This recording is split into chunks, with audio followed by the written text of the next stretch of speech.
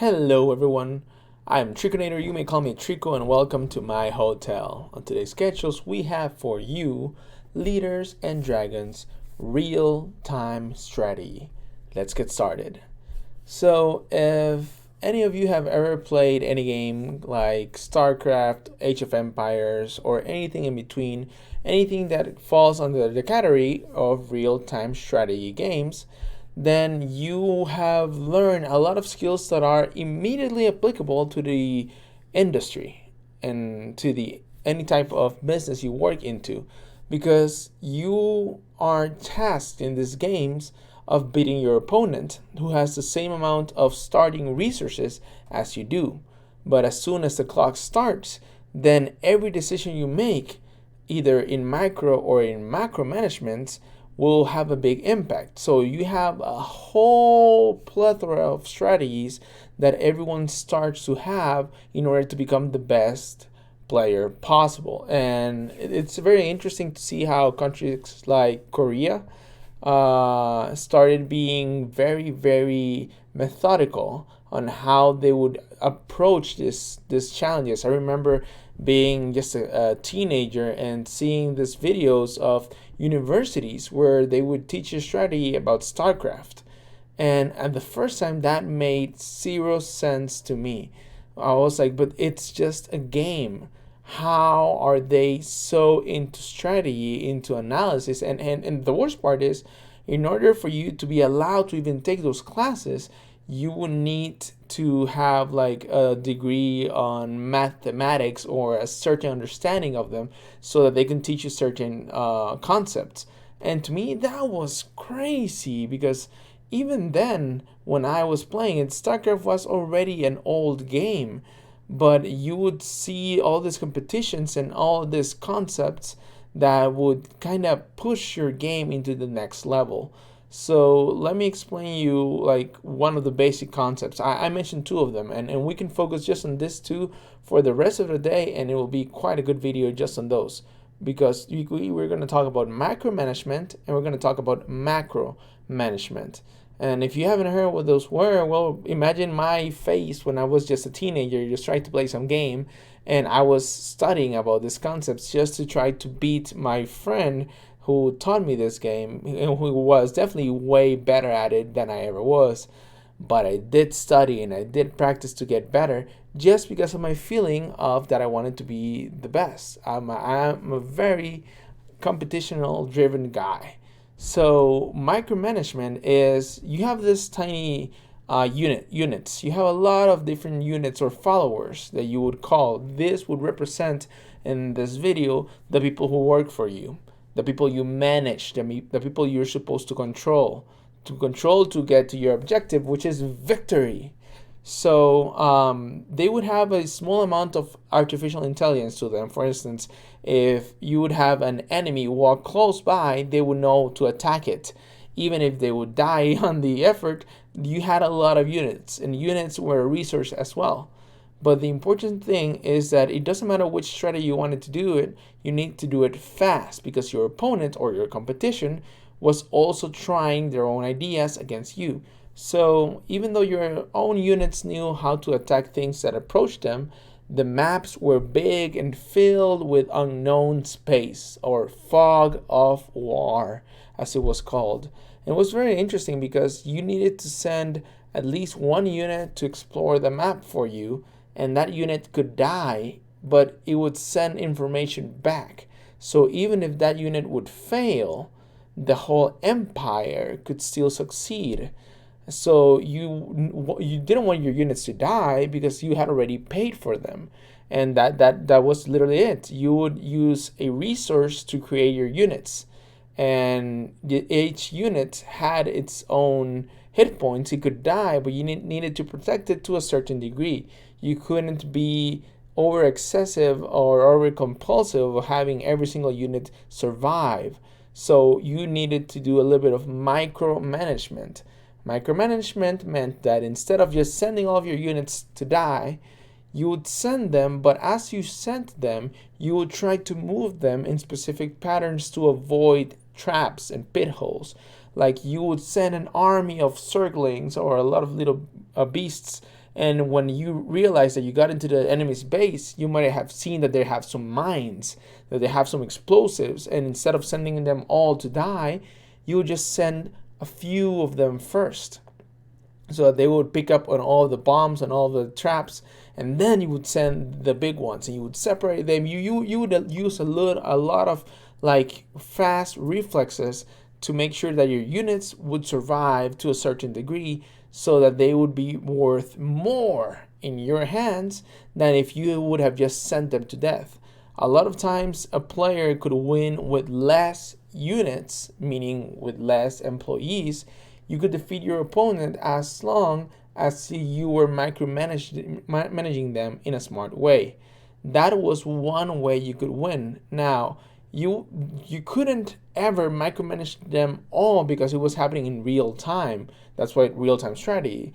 So you could only micromanage to a certain degree. And if you've ever been a leader in a company, you know that that's also true. You might want every single one of your associates or employees to be successful, but you can't. You definitely can't. You don't have enough time in the world to micromanage each of them and still do your own job. If you're a leader, there's certain things you need to do, but you also need to make sure that your team is successful. So you try, and you sometimes want to control every single aspect, but honestly, you'll never do that. Doesn't matter how small or big your company is, you can never micromanage every single unit to perfection, because you yourself are not perfect and you yourself don't have enough time. And if you're doing it and you find a way of doing it, then what's the added value of having humans and not artificial intelligence help you in your company? So you can micromanage. Micromanaging is not bad. You just need to make sure you're only doing the minimum amount to get the maximum result. That is called being effective and efficient, right? That is hiring people that will make you work less, not more.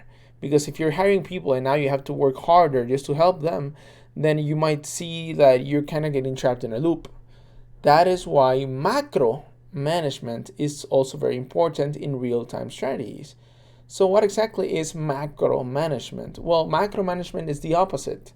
Instead of focusing on how can I make sure that I have the units that are going to survive every single time and units that are going to be as effective all the time, you focus on how can I generate enough resources so that I can allow my units to die and we can still win.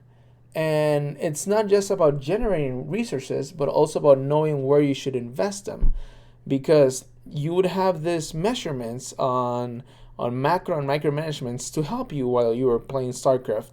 Those were advanced add-ons you could have just to kind of understand yourself and to analyze your performance. And you would see that you would get a very low macro score if you did one of two mistakes.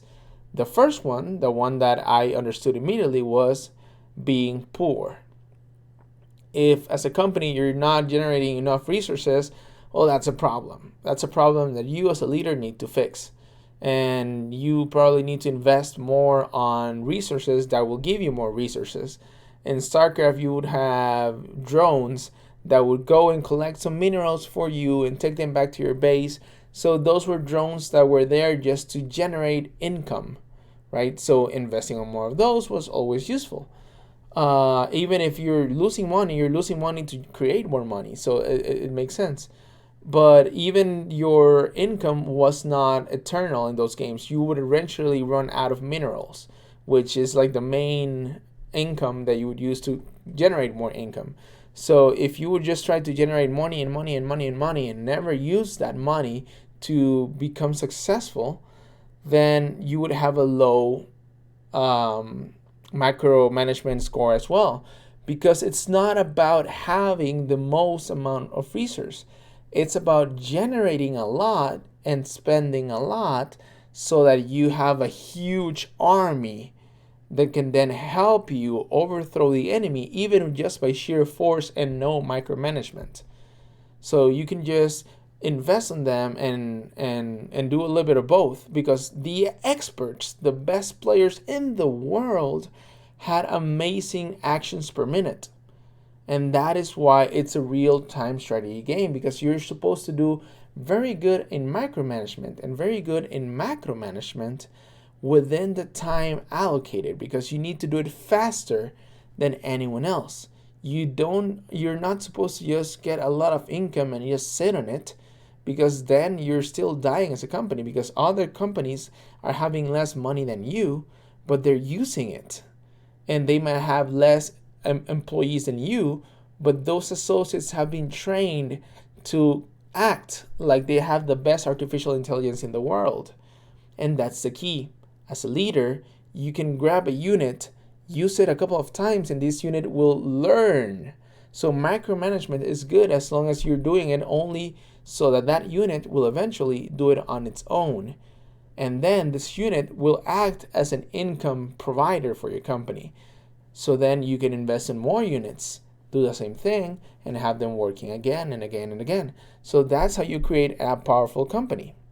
This video already went a little bit long, so I'm going to stop with the real-time strategy for here. But it's important for you to know that both micro and macro management are quintessential. They are the most important thing I've learned to do as a leader, and I learned to do it before I was a leader. I learned to do it before I was even in college. I learned because it was fun to try to be successful by using more and more units to achieve my dreams. So if there's one takeaway you should take from this is you have a team, and this team, if you're successful, will probably start growing. But before they grow, you need to make sure you invest enough time in micromanagement and enough time in macro management, because only then will you start having free time to start making your company grow. And that's the end of the topic for today. Thank you so much for watching. Remember, if you have anything you would like to add or disagree with me, I'm more than open for it. You can leave a like or a dislike. You can leave a comment down below. I'll read them all. Or you can subscribe to the channel for more. I'm really enjoying this Leaders and Dragons series, and hopefully it's a 10-part series. Hopefully you'll enjoy the conclusion. That's it for now. Have a great day, and thanks for watching.